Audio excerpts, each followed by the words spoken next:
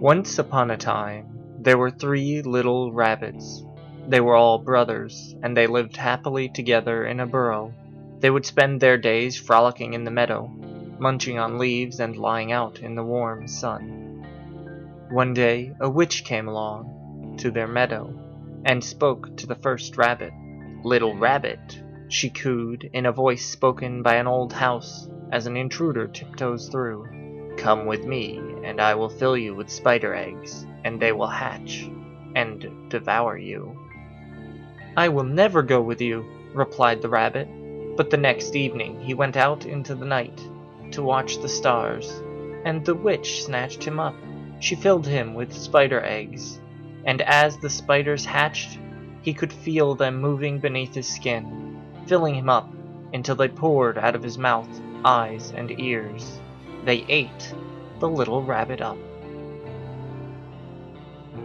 The next week, the witch returned to the meadow and spoke to the second rabbit.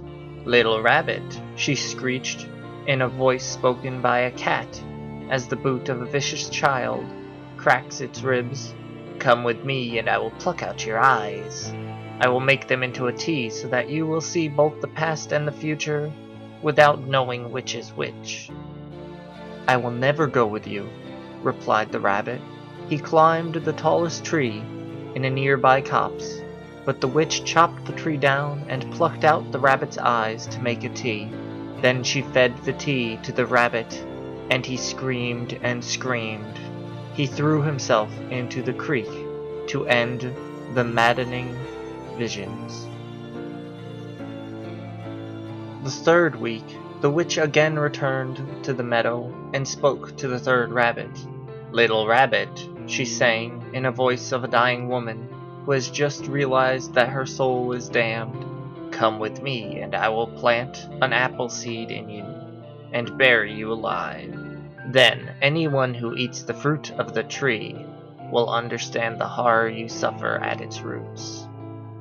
"I will never go with you," replied the rabbit. He sealed off the entrance of the burrow, but he didn't know that the witch had already planted the seed in him, and soon an apple tree sprouted in the meadow. To this day, parents warn their children not to eat from it, but some do, and now they lie under the earth in the tree's shade.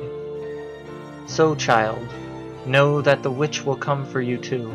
She will cut out your tongue, lay it on a silver platter before you, and it will whisper all your most terrible fears to you, and there is nothing you can do to escape her.